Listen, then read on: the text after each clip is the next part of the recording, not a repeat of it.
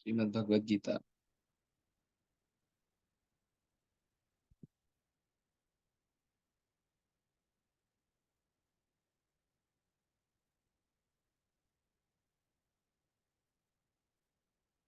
का दूसरा अध्याय चल रहा है हमारा।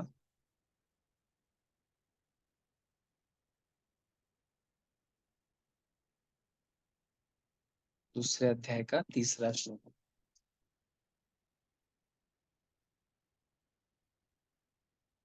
क्लैब्यमास्मागमः पार्थ नैतत्त्वय्युपपद्यते क्षुद्रं हृदय दौर्बल्यं त्यक्त्वोत्तिष्ठ परन्तप।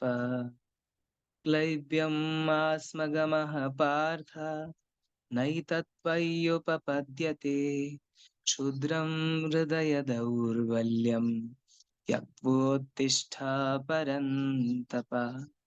अनुवाद तथा तात्पर्य श्रील प्रभुपाद द्वारा। श्रील प्रभुपाद की जय। ये प्रथा पुत्र, इस हीन नपुंसकता को प्राप्त मत हो, यह तुम्हें शोभा नहीं देती। हे शत्रुओं के दमन करता, हृदय की क्षुद्र दुर्बलता को त्याग कर युद्ध के लिए खड़े हो जाओ। तात्पर्य, अर्जुन को प्रथा पुत्र के रूप में संबोधित किया गया है। प्रथा कृष्ण के पिता वसुदेव की बहन थी, अतः कृष्ण के साथ अर्जुन का रक्त संबंध था। यदि क्षत्रिय पुत्र लड़ने से मना करता है तो वह नाम का क्षत्रिय है, और यदि ब्राह्मण का पुत्र अपवित्र कार्य करता है तो वह नाम का ब्राह्मण है। ऐसे क्षत्रिय तथा ब्राह्मण अपने पिता के अयोग्य पुत्र होते हैं। अतः कृष्ण यह नहीं चाहते कि अर्जुन अयोग्य क्षत्रिय पुत्र कहलाए।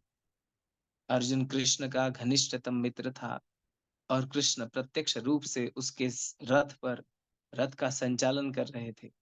किंतु इन सब गुणों के होते हुए भी यदि अर्जुन युद्ध भूमि को छोड़ता है तो वह अत्यंत निंदनीय कार्य करेगा।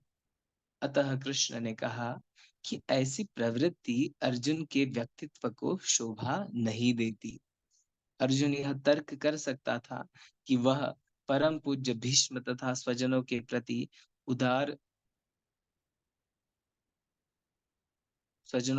उदार दृष्टिकोण के कारण युद्ध भूमि छोड़ रहा है, किंतु कृष्ण ऐसी उदारता को केवल हृदय दौर्बल्य मानते हैं। ऐसी झूठी उदारता का अनुमोदन एक भी शास्त्र नहीं करता। अतः अर्जुन जैसे व्यक्ति को कृष्ण के प्रत्यक्ष निर्देशन में ऐसी उदारता या तथाकथित अहिंसा का परित्याग कर देना चाहिए। ओम अज्ञानतिमिरन्धस्य ज्ञानाञ्जनशलाकया चक्षुरुन्मिलितं येन तस्मै श्रीगुरवे नमः। नमो विष्णुपादाय कृष्णपृष्ठाय भूतले श्रीमते भक्तिवेदान्त स्वामिनिति नामिने। नमस्ते सारस्वते देवे गौरवाणी प्रचारिणे निर्विशेष शून्यवादी पाश्चात्य देशतारिणे। जय श्री कृष्ण चैतन्य प्रभु नित्यानंद श्री अद्वैत गदाधर शिवासादि गौर भक्त वृंद। हरे कृष्ण कृष्ण कृष्ण हरे हरे, हरे राम राम राम हरे हरे।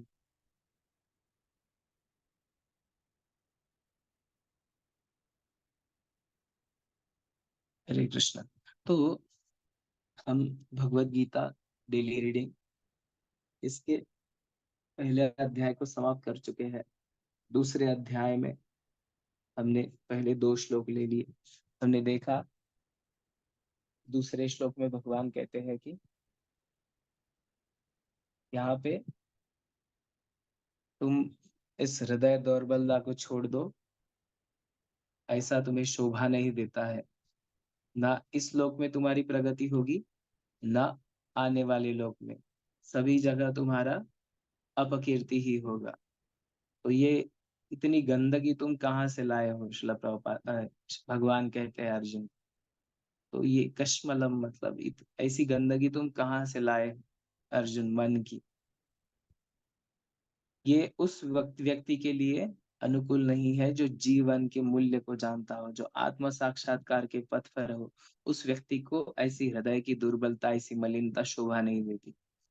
ना इससे उच्च लोक की प्राप्ति होगी, अपितु अपयश ही होगा। आगे भगवान उसको और गंभीरता से डांट रहे हैं अर्जुन को। देखिए भगवान कितने तीक्ष्ण शब्दों से बोलते हैं। क्लैब्यमास्म गमः पार्थ नैतत्त्वयुपपद्यते क्षुद्रं हृदय दौर्बल्यं त्यक्त्वोत्तिष्ठ परन्तप। परंतप कहा है अर्जुन को और पार्थ कहा है। परंतप मतलब, परम तप मतलब बड़े से बड़े शत्रुओं का नाश करने वाले, दमन करने वाले, उसको कहते हैं परंतप। और पार्थ मतलब प्रथा के पुत्र। तो भगवान ने यहाँ पे अर्जुन को पार्थ कह के संबोधित किया है, क्योंकि भगवान अर्जुन को बताना चाहते हैं कि देखिए, तुम मेरे डायरेक्ट रिलेटिव हो, तुम मेरे बुआ के लड़के हो, और मैं यहाँ पे तुम्हारा मार्गदर्शन कर रहा हूँ, और इस स्थिति में होके भी तुम ऐसी हृदय की दौर्बलता दिखाओगे, ऐसी नपुंसकता दिखाओगे तो क्या फायदा? अपना धर्म को छोड़ रहे हो तुम। तो यहाँ पे क्या कह रहे हैं? क्लैब्यम मास्म गमः पार्थ। क्लैब्यम मतलब ऐसी नपुंसकता को मत प्राप्त करो, हे प्रथा पुत्र, ये तुम्हें शोभा नहीं देता। यह सिर्फ क्षुद्रम, क्षुद्र के जैसे हृदय की दुर्बलता है, हृदय की दुर्बलता है, इसको त्याग दो और युद्ध के लिए खड़े हो जाओ। क्या कह रहे हैं? हे प्रथापुत्र, इन इस हीन नपुंसकता को प्राप्त मत हो। कठोर शब्द में डांट रहे हैं कि इस हीन नपुंसकता को छोड़ दो। ये हृदय दुर्बल को, हृदय की दुर्बलता को छोड़ दो। त्यक्तो उत्तिष्ठ, त्याग कर। इस हृदय की दुर्बलता को त्याग कर। त्यक्त मतलब त्याग कर। उत्तिष्ठ, खड़े हो जाओ और युद्ध करो। परंतपा, तो यहाँ पे ये बहुत महत्वपूर्ण श्लोका है। हमारे जीवन में भी कठिनाई आती है, हम भी कभी कभी डिप्रेस्ड हो जाते हैं, ये होता है वो होता है। तो यहाँ पे श्लोक भगवान सीधा डांट देते हैं, हे प्रथापुत्र, इस हीन नपुंसकता को प्राप्त मत हो, यह तुम्हें शोभा नहीं देती। हे शत्रुओं के दमन करता परंतपा, हृदय की क्षुद्र दुर्बलता को त्याग कर युद्ध के लिए खड़े हो जाओ। तात्पर्य में श्रील प्रभुपाद जी कहते हैं कि अर्जुन को भगवान ने पृथा, पार्थ कह के संबोधित किया, मतलब पृथा पुत्र। तो पृथा कौन थी? पृथा कुंती माता का दूसरा नाम है पृथा। तो पृथा यह कौन थी? श्री कृष्ण के पिता वसुदेव की बहन थी। वसुदेव की बहन थी पृथा। अतः कृष्ण के साथ अर्जुन का रक्त का संबंध था। आगे श्रील प्रभुपाद जी कहते हैं कि यदि क्षत्रिय पुत्र लड़ने से मना करता है तो वह नाम का क्षत्रिय है, और यदि ब्राह्मण पुत्र अपवित्र कार्य करता है तो वह नाम मात्र ब्राह्मण है।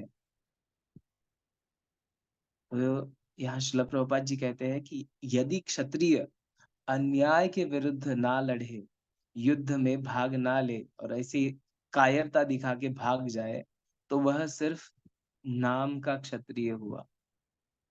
अपने कर्तव्य से कोई भाग जाए तो वह सिर्फ नाम का क्षत्रिय हुआ। उसी प्रकार यदि कोई ब्राह्मण है, ब्राह्मण के घर में जन्म लिया है, लेकिन ब्राह्मण का पुत्र होकर भी अपवित्र कार्य करता है, तो वह नाम का ब्राह्मण है।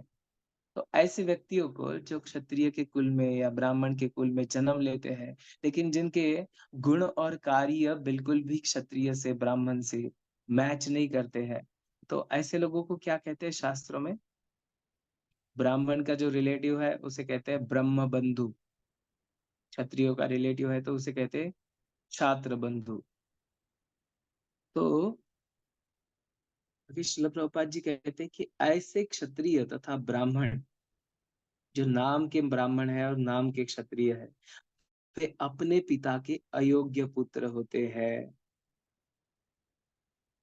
अपने पिता के अयोग्य पुत्र होते हैं, अपने पिता से कुछ नहीं लेते, कुछ सीख नहीं लेते, कुछ गुण नहीं लेते और कायर बनते हैं, तो ये अधम मतलब अयोग्य पुत्र होते हैं। वे अपना ही धर्म का नाश करने वाले होते हैं। तो अतः कृष्ण यह नहीं चाहते कि अर्जुन अयोग्य क्षत्रिय पुत्र कहलाया जाए। भगवान श्री कृष्ण नहीं चाहते थे कि अर्जुन भी ऐसा अयोग्य कायर क्षत्रिय का पुत्र कहलाया जाए। इसलिए भगवान श्री कृष्ण उसको समझा रहे हैं। क्योंकि भगवान श्री कृष्ण के अर्जुन कौन है? घनिष्ठतम मित्र है। और भगवान श्री कृष्ण स्वयं प्रत्यक्ष रूप से उसके रथ का संचालन कर रहे थे।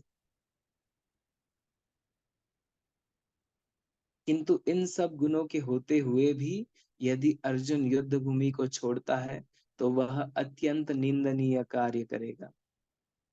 श्रील प्रभुपाद जी कह रहे हैं कि वह प्रथा का पुत्र है, भगवान श्री कृष्ण का और उसका रक्त का संबंध है, वो क्षत्रिय है। और वो नाम का क्षत्रिय नहीं है, वो मतलब बड़े बड़े योद्धाओं को युद्ध में हरा सकता है, ऐसा उसका सामर्थ्य है। और साक्षात श्री कृष्ण उसके रथ पर विराजमान है, उसके रथ का संचालन कर रहे हैं। तो इतना सब होने के बावजूद भी अगर अर्जुन युद्ध भूमि को छोड़े तो यह उसके लिए अत्यंत निंदनीय कार्य होगा। अतः कृष्ण ने कहा कि ऐसी प्रवृत्ति अर्जुन के व्यक्तित्व को शोभा नहीं देती। लैब्यम गमः पार्थ ना, तो ऐसी हृदय की दुर्बलता अर्जुन को शोभा नहीं देती, ऐसी कायरता अर्जुन को शोभा नहीं देती। लेकिन अर्जुन यहाँ पे तर्क लगा रहे हैं, तर्क कर रहे हैं कि वह परम पूज्य भीष्म तथा स्वजनों के प्रति उदार दृष्टिकोण के कारण युद्ध भूमि छोड़ रहा है। किंतु कृष्ण ऐसी उदारता को केवल हृदय दौर्बल्य मानते हैं। अभी कुछ लोग अगर ऐसा समझे, बहुत लोग ऐसा तर्क लगाते हैं ना कि अर्जुन तो कितना अच्छा था, वो तो कितना दयावान था, वो तो तर्क लगा रहा था भगवत गीता के शुरुआत में ही, महाभारत का युद्ध शुरू होने से पहले ही, कि हम इन पे दया दिखाते हैं, युद्ध नहीं करना चाहिए, युद्ध से पूरा अनहोनी ही होने वाली है, तो ऐसा युद्ध करने से हमें क्या फायदा, और अपने ही लोगों से लड़के हमें क्या फायदा, है ना। लेकिन ऐसी ऐसी ये उसकी दया वगैरह नहीं थी। श्रील प्रभुपाद जी कहते हैं कि ये वास्तविकता में कायरता थी और हृदय की दुर्बलता थी, और अर्जुन को उस स्थिति में डाला गया। लोग कहते हैं कि कृष्ण कितने क्रूर है, अर्जुन नहीं चाहता था फिर भी उकसा रहे थे, कृष्ण उकसा रहे थे उस युद्ध करने के लिए, युद्ध करो युद्ध करो। वास्तविकता में ये जो है, ये गलत धारणा है। अभी जिसका कर्तव्य है उसने तो उसके कर्तव्य का पालन करना ही चाहिए ना। जैसे संसार में बहुत पाप बढ़ गया, अभी भगवान चाहते हैं कि ऐसे पापियों का नाश होने के लिए अर्जुन कारण बने। और क्षत्रिय का यह धर्म होता है, ऐसा नहीं कि उसको पकड़ के लाया और मार युद्ध में खड़ा कर दिया कहीं से। उसका धर्म है रक्षा करना, प्रजा का रक्षा करना उसका धर्म है। किसी के ऊपर अन्याय हो रहा है तो उसके विरुद्ध आवाज उठाना, शस्त्र उठाना, यह उसका धर्म है। और अगर ऐसा ना करते हुए अन्याय को देखे, दुष्टों को दुष्टपन दुष्टों की क्रूरता सिर्फ देखते रहे तो वह सिर्फ नाम का क्षत्रिय है। और इससे क्या होगा? वह अपने पिता का नाम मात्र ऐसा अयोग्य पुत्र कहलाएगा। तो भगवान नहीं चाहते हैं कि उसकी ऐसी अपकीर्ति हो, वह सबसे बड़ा निंदनीय कार्य होगा। और क्षत्रिय को युद्ध से पलायन करना मतलब सबसे सबसे हीन दर्जा का कार्य होता है। जैसे ब्राह्मण अगर कुछ अयोग्य कार्य करे, ब्राह्मण का पुत्र, तो वह नाम मात्र ब्राह्मण है, उसको उसकी अपकीर्ति होती है। आजकल हम देखते हैं लोग बोलते हैं कि अरे ये नाम के ब्राह्मण है, नॉन वेज खाते हैं, जुआ खेलते हैं, गुटखा खाते हैं, दारू पीते हैं, तो ये कैसे ब्राह्मण हुए? सिर्फ ब्राह्मण के कुल में पैदा हुए शूद्र ही है, सीधा-सीधा है ना? तो उसी प्रकार अगर क्षत्रिय कार्य नहीं करेगा तो भगवान का वही कार्य है ना कि जो गलत धारणा में फँसे, हम भी लोग कभी-कभार हृदय की दुर्बलता के कारण, कभी-कभार बहुत कमज़ोर हो जाते हैं, कभी-कभार हम अपने ही इसमें अटक जाते हैं। तो भगवान नहीं चाहते कि कर्तव्य को छोड़कर तुम जो तुम्हारा धर्म है उसको छोड़कर तुम बाकी की चीज़ों में फँसे रहो। कभी-कभी हम बहुत चिंताग्रस्त होते हैं, तो फिर हमारी जो प्रमुख प्रमुख कर्तव्य हमारा क्या है मानव जीवन में? कि हमें यह समझना कि हम भगवान के नित्य दास हैं और भगवान की भक्ति ही हमारे लिए सर्वश्रेष्ठ है और इस मानव जीवन का परम उद्देश्य भी वही है। अगर यह छोड़ देंगे किसी चिंता के कारण, किसी कष्ट के कारण, तो हम यह सिर्फ हृदय की दुर्बलता होगी। हमें किसी अटैचमेंट के कारण कभी-कभार ऐसे होता है कि मानो कुछ मन नहीं लगता, कुछ करने की इच्छा नहीं होती, हम भक्ति छोड़ देते हैं, किसी व्यक्ति के प्रति, किसी वस्तु के प्रति, किसी परिस्थिति के प्रति। तो ये सिर्फ हृदय की दुर्बलता है अपनी और भगवान कभी भी, ना शास्त्र कभी भी ऐसी दुर्बलता को, ऐसी निराशता को सपोर्ट करते हैं, प्रोत्साहन देते हैं। तो भगवान श्री कृष्ण यहाँ पे जो अर्जुन को कह रहे हैं ना कि ये कायरता, हृदय की दुर्बलता को त्याग दो, तो यह अर्जुन के लिए अच्छा है। और वास्तविकता में धर्म क्या होता है? धर्मस्तु साक्षात भगवत प्रणीतम। अपने मन के धर्म धर्म नहीं होते। वास्तविकता में धर्म मतलब भगवान श्री कृष्ण जो बताए वो धर्म है। उसके विपरीत कार्य करना अधर्म है, सीधा-सीधा। तो भगवान नहीं चाहते कि अर्जुन की अपकीर्ति हो, अर्जुन अपने इस हृदय की दुर्बलता के कारण अपने स्थान से गिरे, ऐसा भगवान नहीं चाहते। और इसलिए भगवान कहते हैं कि अर्जुन की ऐसी प्रवृत्ति उसके व्यक्तित्व को शोभा नहीं देती क्योंकि वो दुर्बल नहीं था, उसने बड़े-बड़े योद्धाओं के साथ युद्ध करके उनको हराया था। तो अर्जुन यह तर्क कर सकता है कोई कि वह अपने परम पूज्य भीष्म तथा स्वजनों के प्रति उदार दृष्टिकोण के कारण युद्ध भूमि छोड़ रहा था, किंतु कृष्ण ऐसी उदारता को केवल हृदय दौर्बल्यता मानते हैं। ऐसी झूठी उदारता का अनुमोदन एक भी शास्त्र नहीं करता। ऐसी झूठी उदारता का अधर्म के नाम पे आजकल लोग कहते हैं ना कि नहीं मारना चाहिए, किसी ने बलात्कार भी किया तो उसको फांसी की शिक्षा नहीं होनी चाहिए। किसी ने बड़ा वो अफजल गुरु था, उसने संसद के ऊपर हल्ला कर दिया था और लोग बच्चे ये दिल्ली यूनिवर्सिटी के प्रोटेस्ट कर रहे थे कि इसको फांसी की शिक्षा नहीं होनी चाहिए, फांसी की शिक्षा नहीं होनी चाहिए। तो ऐसी शिक्षा देने से उसकी एक्चुअल में जब कोई किसी का मर्डर करता है तो उसको मार डालना, उसको मारने की शिक्षा देना, वो उसके लिए अच्छा है क्योंकि वो उस कर्म से निकलता है। तो इसलिए शास्त्रों में ऐसा वर्णन है कि कैसे-कैसे लोगों को क्या-क्या शिक्षा देनी चाहिए।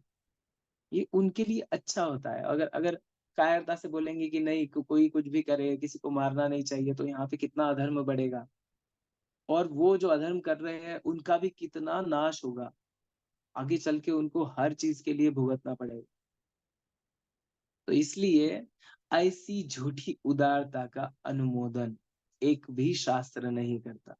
कभी भी शास्त्र कहीं पे भी ऐसी झूठी उदारता नहीं दिखाते कि भाई कोई मार रहा है, कोई किसी माँ-बहन का बलात्कार कर रहा है तो उसको सपोर्ट करो। कहाँ पे अन्याय हो रहा है तो उसको सपोर्ट करो, उदारता दिखाओ। अरे ठीक है, ये मेरा सगा-संबंधी है, किया तो क्या हुआ? ऐसा नहीं, ऐसा कभी भी कोई भी शास्त्र नहीं बताता है। जहाँ अधर्म हो रहा है, वहाँ पे शासन होना ही चाहिए और यह क्षत्रिय का, प्रशासन का कार्य होता है। तो अतः अर्जुन जैसे व्यक्ति को कृष्ण के प्रत्यक्ष निर्देशन में ऐसी उदारता या तथाकथित अहिंसा का परित्याग कर देना चाहिए। श्रील प्रभुपाद कहते हैं कि अतः अर्जुन जैसे व्यक्ति को कृष्ण के प्रत्यक्ष मार्गदर्शन में ऐसी उदारता या तथाकथित अहिंसा, नाम की अहिंसा का परित्याग कर देना चाहिए। देखिए अहिंसा जो गांधी जी ने बताई, अहिंसा परमो धर्म। अहिंसा से क्या हो, सिर्फ अहिंसा से काम नहीं चलेगा ना। जहाँ पे आवश्यक है वहां पे हिंसा भी होनी चाहिए। जैसे मानो कोई सांप आया तो सांप कैसा होता है? सांप होता है मूलतः द्वेषी होता है वो। मतलब कैसा? उसको मत्सरता का प्रतीक बताते हैं। तो वो सांप किसी को भी दंश कर सकता है। वो ये नहीं सोचेगा कि इसका दंश करना चाहिए, इसकी योग्यता है या नहीं, किसी का भी दंश कर सकता है। तो इसलिए सांप जब भी आया तो उसको मार देना चाहिए, ऐसा उल्लेख है। तो ऐसी ही सांप की प्रवृत्ति वाले लोग, जो अधमपतित लोग हैं, जो उत्पात मचाते हैं, ऐसे लोगों का ऐसे लोगों पर शासन होना अनिवार्य है। नहीं तो इस भौतिक जगत में भी हम देख सकते हैं कि अगर दुष्टों का माफ करते गए तो उनका लॉ एंड ऑर्डर जो है वो पूरा का पूरा खराब कर देते हैं। तो इधर भी अगर हमें लॉ एंड ऑर्डर चाहिए तो हमें शासन, ये पुलिस डिपार्टमेंट वगैरह किस लिए है? इसीलिए है कि ऐसे बुरे लोगों के ऊपर शासन हो, इसलिए है। ये कोर्ट वगैरह क्यों है? जिनके ऊपर अन्याय हो रहा हो उनको, उनका उनका अन्याय ना हो, और जो अपराधी है उनको प्रॉपर सजा मिले, उन पे शासन हो। तो ये बहुत ज्यादा जरूरी होता है। सिर्फ अहिंसा से काम नहीं चलता।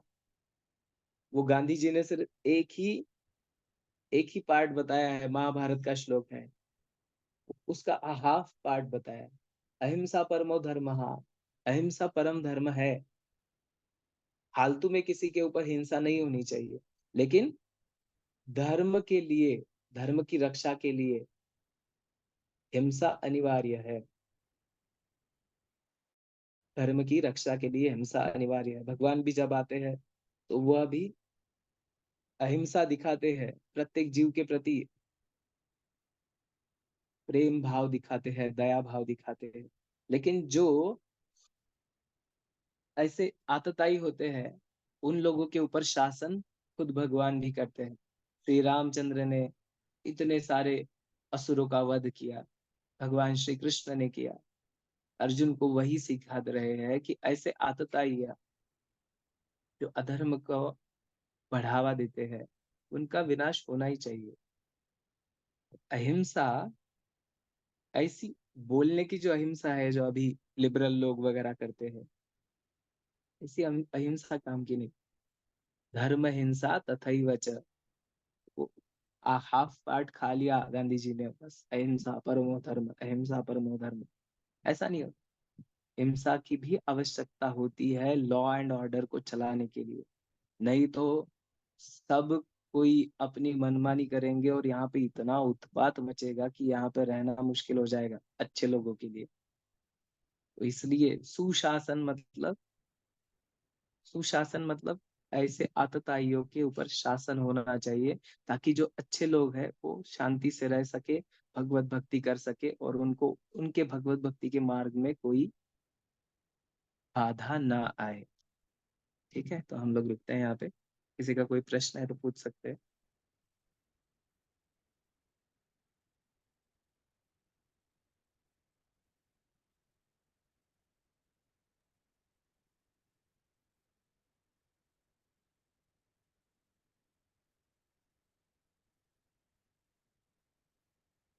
अगर कोई प्रश्न नहीं है तो हम रुकते हैं फिर यहाँ पे। ग्रंथराज श्रीमद् भगवद गीता की जय। वाञ्छाकल्पतरुभ्यश्च कृपा सिन्धुभ्य एव च पतितानां पावनेभ्यो वैष्णवेभ्यो नमो नमः। अनंत कोटि वैष्णव वृंद की जय। श्रील प्रभुपाद की जय। निताई गौर प्रेमानंद। हरि हरि बोल।